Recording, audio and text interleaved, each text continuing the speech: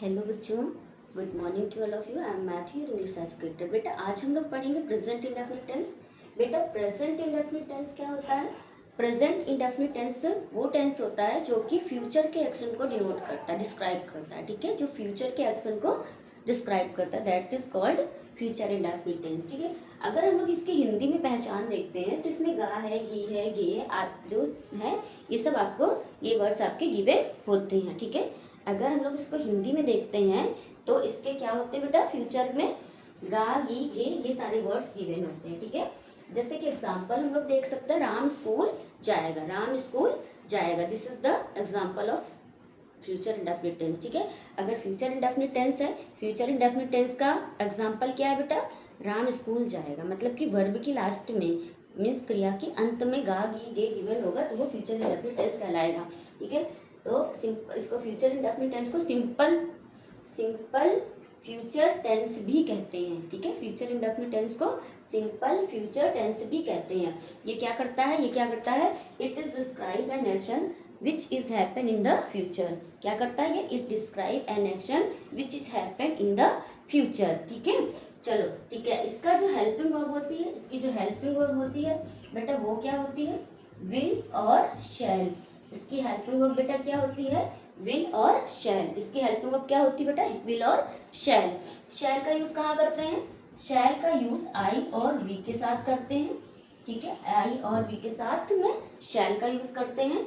और जितने भी सब्जेक्ट्स होते हैं, जैसे कि ही हो गया, शी हो गया, इट हो गया, दे हो गया, या फिर किसी का भी नेम हो गया।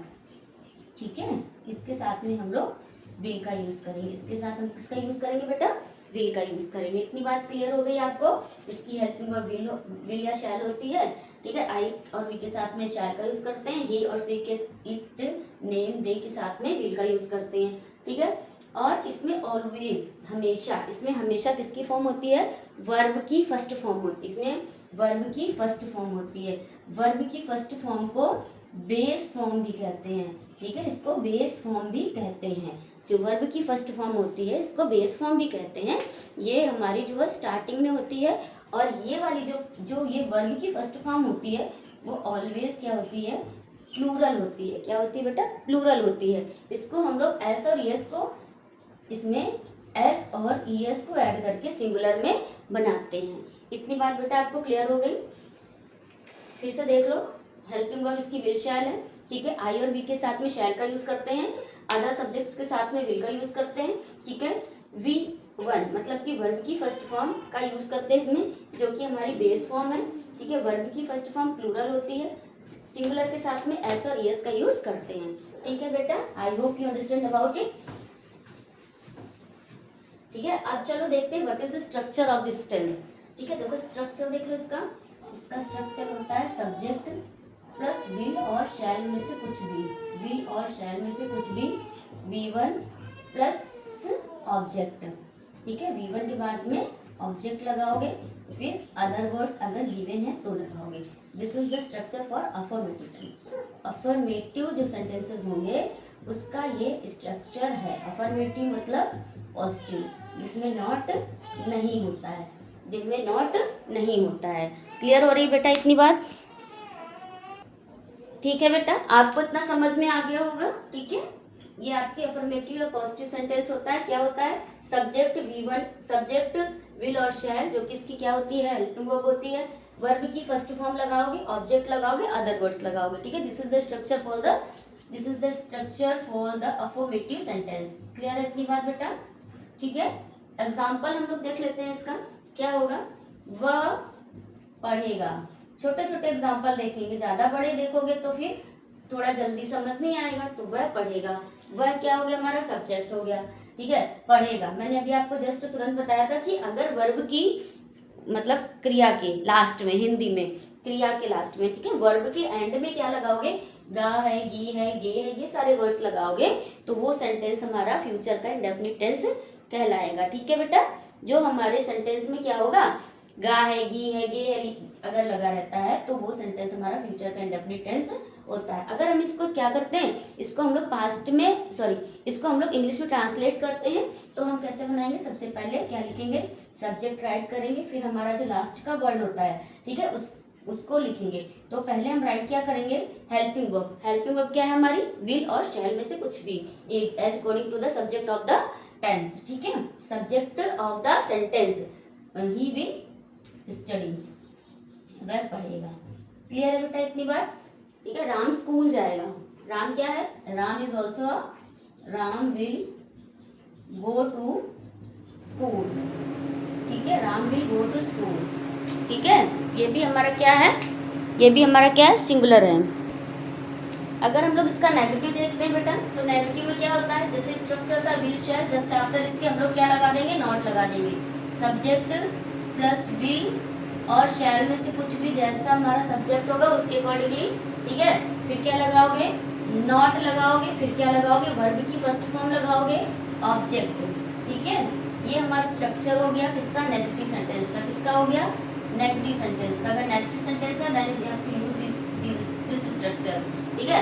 जैसे कि वह पढ़ेगा, वह नहीं पढ़ेगा, वह नहीं पढ़ेगा, वह नहीं पढ़ेगा, ठीक है। ही विल नॉट रीड या स्टडी, ठीक है, ये सेंटेंस हो गया। जैसे Ram will go, Ram will not go, ठीक है, ये हमारा क्या हो गया, आपका नेगेटिव हो गया। क्लियर है इतनी बात, चलो। अगर हमें इंटेरोगेटिव में बनाना होता है, इंटेरोगेटिव में हम लोग क्या करते हैं, इंटेरोगेटिव में क्या करोगे बेटा, इंटेरोगेटिव सेंटेंस अगर होगा तो क्या करोगे, इंटेरोगेटिव में क्या करोगे, इंटेरोगेटिव में दो तरह के इंटेरोगेटिव होते हैं, एक हमारा WH फैमिली का होता है और एक हमारा जो अगर हिंदी में देखेंगे तो क्या से स्टार्ट होगा और इंग्लिश में देखेंगे तो विल और शैल से स्टार्ट होगा। हिंदी में क्या से स्टार्ट होता है और इंग्लिश में विल या शैल से स्टार्ट होता है, ठीक है।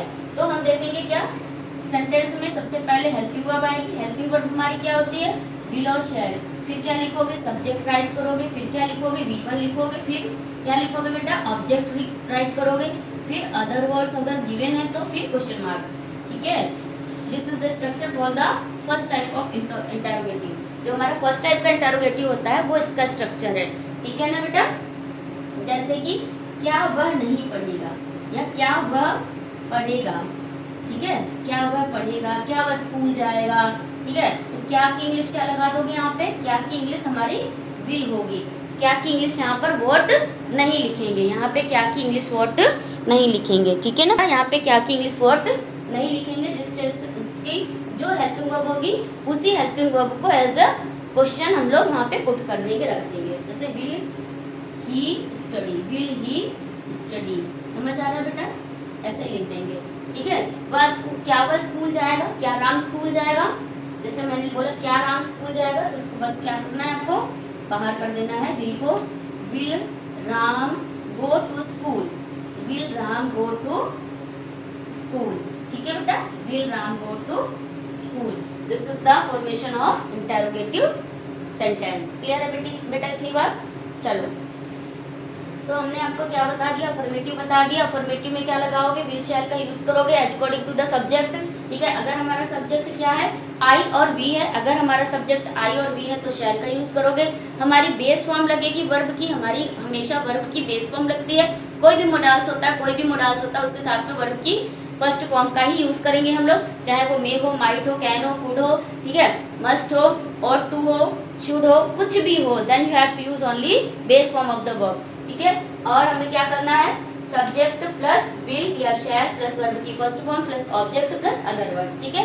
इसी के अकॉर्डिंगली आपको क्या करना है, सेंटेंस को फॉर्म करना है, बनाना है, ठीक है। अगर नेगेटिव सेंटेंस होता है तो नॉट लगा देना है after helping verb. Helping verb के just after you have to use, क्या यूज करोगे, नॉट यूज करोगे, ठीक है, जस्ट आफ्टर हेल्पिंग वर्ब, ठीक है। अगर नेगेटिव सेंटेंस अगर इंटरोगेटिव सेंटेंस होता है, इंटरोगेटिव में क्या करोगे, अगर सेंटेंस हमारा क्या से स्टार्ट होता है तो हमें हेल्पिंग वर्ब से सेंटेंस को मतलब प्रॉपर बनाना है, ठीक है। हेल्पिंग वर्ब से मतलब पहले हेल्पिंग वर्ब राइट करो, देन आफ्टर राइट करो सब्जेक्ट, देन आफ्टर राइट करो वर्ब, ठीक है। ये हमारा जो है फॉर्मेशन हो गया इंटरोगेटिव सेंटेंस का।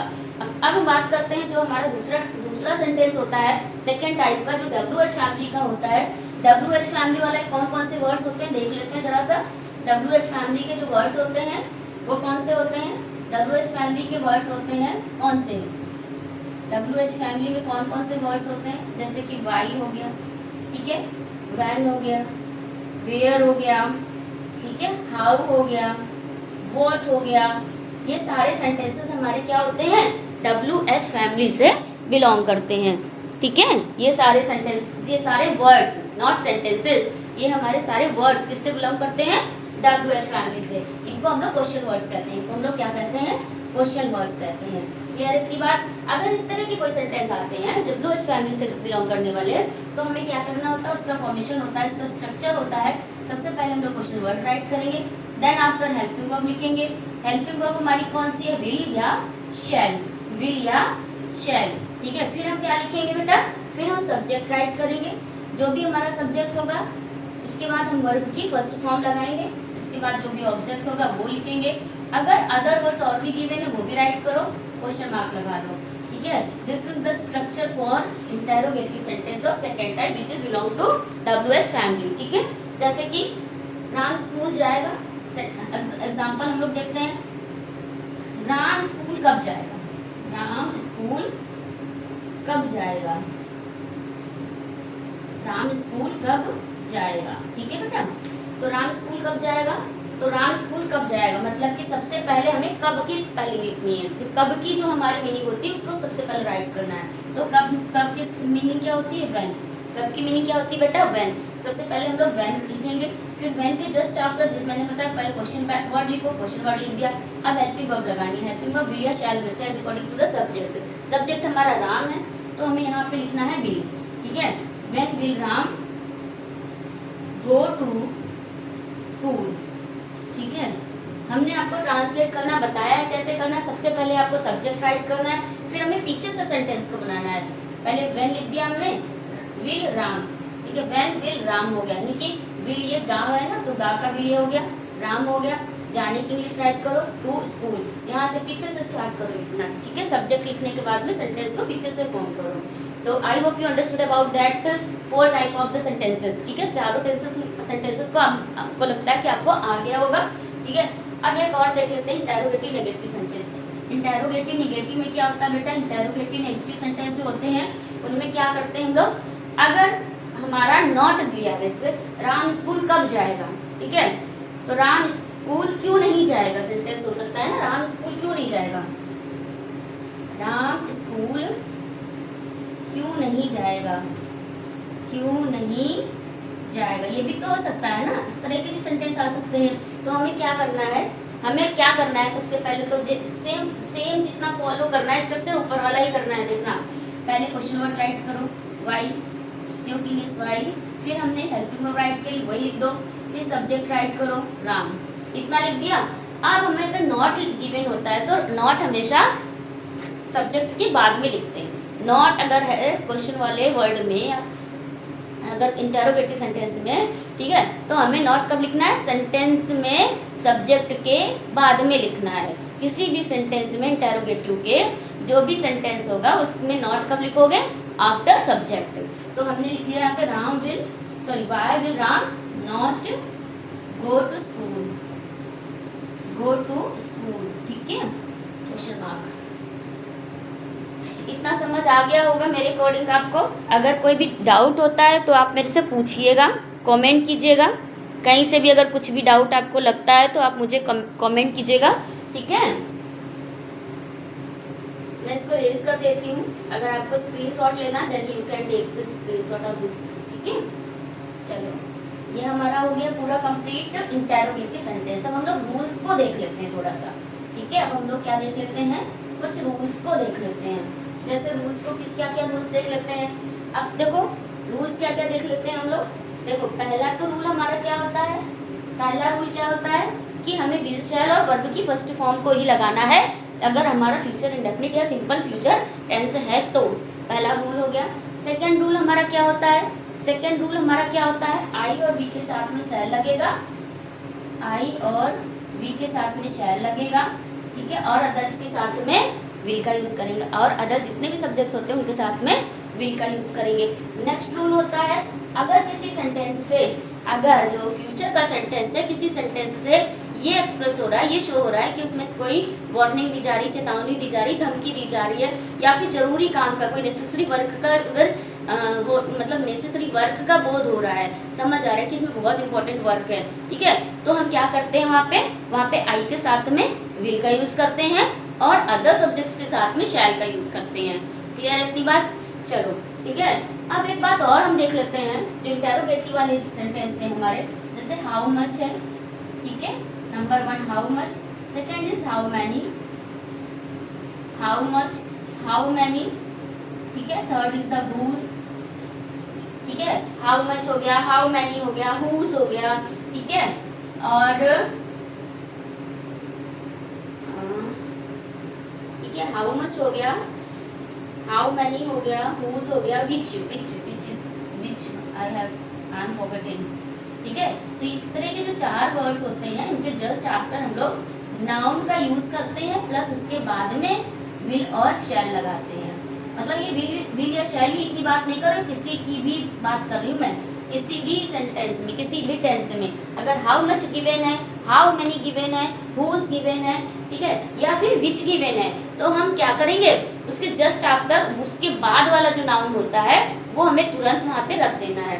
जैसे कि हम सेंटेंस राइट कर रहे हैं, जैसे सेंटेंस लिखो कि सेंटेंस हम क्या लिख सकते हैं, वह किसकी मेज तोड़ेगा, वह किसकी मेज तोड़ेगा, वह किसकी मेज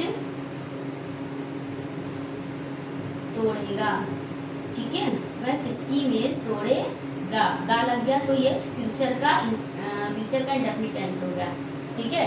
एक सेंटेंस और लिखो, दूसरा वाला, वह कितनी पुस्तक खरीदेगा, वह कितनी पुस्तक खरीदेगा, दो सेंटेंस से ही बहुत है, हो जाएगा, ठीक है, वह कितनी पुस्तक खरीदेगा, वह कितनी पुस्तक खरीदेगा, ठीक है। 2 सेंटेंस से हम लोग पहले देख लेते हैं। पहले तो किसकी है, ठीक है, किसकी वर्ड है, किसकी क्या है हमारा इंटेरोगेटिव है, इंटेरोगेटिव मतलब क्वेश्चन वर्ड है, WH टाइप का क्वेश्चन वर्ड है ना। H देखो, H और W गिवन है, H और W गिवन है, WH ये WH फैमिली का वर्ड है, ठीक है, क्वेश्चन वर्ड है, तो इसको सबसे पहले लिखना है। तो ये किसकी की इंग्लिश क्या होती है बेटा, हुज, किसकी की इंग्लिश क्या होती है, हुज, किसकी की इंग्लिश क्या होती है, हुज, ठीक है। मैंने क्या बोला, जस्ट आफ्टर जो भी उसका नाउन होगा उसके तुरंत बाद में लिखना होता है, तो हुज टेबल, ठीक है, हुज टेबल, ठीक है। अब क्या लगाओगे, helping word, will he break, whose table will he break, understood about it, okay। Next question देख लो, कितनी को क्या बोलते हैं, हाउ मेनी। जो काउंटेबल होता है, जिसको हम लोग गिन सकते हैं, काउंटेबल होता है, उसमें हाउ मेनी लगता है। जिसको हम लोग गिन नहीं सकते हैं, वाटर हो गया, मिल्क हो गया, तो इसके साथ में हाउ मच होता है। जिनको हम लोग गिन नहीं सकते हैं, काउंटेबल नहीं होते, अनकाउंटेबल होते हैं, उनके साथ हाउ मच लगता है। जिनको हम लोग गिन सकते हैं, काउंटेबल होता है, उसके साथ में हाउ मैनी लगता है। बुक्स हम लोग काउंट कर सकते हैं, इसके लिए यहाँ पे क्या लगेगा बेटा, हाउ मैनी लगेगा, ठीक है। तो हम यहाँ पे लगाएंगे क्या, हाउ मैनी, क्या लगाएंगे, हाउ मैनी। अब जस्ट इसके आफ्टर का जो हमारा क्या है, नाउन बोली दो, हाउ मैनी बुक्स, ठीक है। अब वही सिंपल वही फॉर्मूला है, विल ही बाय लिखो या परचेस लिखो, ठीक है, बोथ आर द करेक्ट। समझ आ गया बेटा इतना। मैं बोर्ड से इसके लिए हट जाती हूँ आपके, कि आपको प्रॉपर तरह से इसका विजन दिखाई पड़े, अच्छे से समझ आ जाए, दिखाई पड़े, शो करे, ठीक है। मैं खड़ी रहूंगी तो दिखेगा नहीं। समझ गया बेटा इतनी बात, ओके। अब हम आते हैं इसमें जो कॉन्ट्रैक्टेड फॉर्म्स होती है। कॉन्ट्रैक्टेड फॉर्म मतलब समझ लो ना, शॉर्ट में लिख देते हैं बच्चे, मतलब I don't know about it, लिख दो ना, आई डू नॉट को डोंट में राइट कर दे, this is called contracted form, ठीक है। I will not, I won't, है ना, आई शैल नॉट, आई शांट, ये क्या होती है, कॉन्ट्रैक्टेड फॉर्म होती है। तो आई विल अगर है, जैसे अफर्मेटिव में आई विल है, तो क्या लिख सकते हो, आई विल, ठीक है। जैसे यू विल है, तो क्या लिखोगे बेटा, यू विल, ठीक है। ही विल है, तो क्या लिखोगे, ही, ठीक है। ये नहीं लगेगा, केवल डबल एल लगेगा, ठीक है। अगर आई विल नॉट है, आई विल नॉट अगर गिवन है, तो क्या करोगे बेटा, हाँ एक चीज और देख लो, अगर आई शैल होगा, अगर आई शैल होगा तो आपको आई शैल ही लिखना है, इसका कोई भी चेंजमेंट नहीं करना है कि आप इसको हटा करके डबल एल लिख दो, नहीं, आई शैल को आई शैल ही राइट करना है। क्लियर इतनी बात? ठीक है। अगर आई विल नॉट है तो आप क्या राइट करोगे बेटा? I want. क्या लिखोगे? I want. बच्चे इसमें बहुत कंफ्यूज होते हैं कि ये पास्ट में है कि मतलब विल का वुड में वुड वाला ये फॉर्म है कि ये प्रेजेंट का मीन्स फ्यूचर इंडेफिनिट का है। तो हमेशा ये फ्यूचर का इंडेफिनिट का होता है जो प्रेजेंट से रिलेट करता है, ये उसमें नहीं है, मतलब पास्ट वाले में नहीं है कि विल का वुड हो गया तो पास्ट वाला वॉन्ट नहीं है। ये विल नॉट को हम लोग शॉर्ट में वॉन्ट लिखते हैं, ये ध्यान रखना है। ठीक है, I will not, I want. I shall not को आई शैंट भी पढ़ सकते हो आप इसे शांट भी पढ़ सकते हो। Both are the correct pronunciation, because British और अमेरिकन का जो प्रोनाउंसिएशन होता है थोड़ा थोड़ा सा डिफरेंट होता है। ठीक है, तो आप इसको चाहे शांट पढ़ो, शैंट भी पढ़ सकते हो, शांट भी पढ़ सकते हो, both are the correct pronunciation. ठीक है, इतनी बात समझ में आ गई है आपको? चलो ठीक है, तो आई होप मुझे नहीं लगता है कि मैंने कोई सा भी पार्ट आपका फ्यूचर के इंडेफिनिट का छोड़ा होगा। इफ आफ्टर इट, इसके बाद में भी अगर आपको कोई प्रॉब्लम है then you can message me, you can comment me. ठीक है, अगर आप हमारे चैनल में न्यू है, ठीक है, तो आगे और इंग्लिश ग्रामर पढ़ना चाहते हैं आपको, क्योंकि grammar is the base of English literature and language both. आपका भी जो CUET एग्जाम आ रहा है और भी जो अदर एग्जाम्स होते हैं, ठीक है, सब में क्लास 6 से लेकर के 11 तक में भी आपके टेंसेस इंक्लूड हैं। मतलब CBSE ने इंक्लूड किए हैं, यूपी बोर्ड ने तो 12th तक किए हैं। ठीक है, यूपी बोर्ड में तो 12th तक है हमारे टेंसेस। ठीक है, लेकिन अगर हम CBSE की बात करते हैं तो ये तो क्लास, मुझे तो लगता है शायद 3rd या 4th से स्टार्ट हो जाते होंगे टेंसेस। ठीक है, और आपका CUET एग्जाम होगा उसमें भी आते हैं, जो हमारे कॉम्पिटिशन लेवल के एग्जाम्स होते हैं उसमें भी आते हैं। और अगर टेंस नहीं आता तो आप कुछ भी कम्प्लीटली नहीं कर सकते हो। और इसीलिए अगर आपके पास में थोड़ा सा भी डाउट होता है किसी भी टेंस का तो आप मेरे से कमेंट कीजिएगा, मेरे से पूछिएगा। ठीक है, जो भी डाउट होगा I will surely solve your doubt. Okay, thank you so much, have a nice day बेटा, and thank you for watching my video. अगर आपने लाइक नहीं किया, लाइक कर दीजिए, सब्सक्राइब कर दीजिए, ठीक है, कमेंट कीजिए। थैंक यू सो मच बेटा।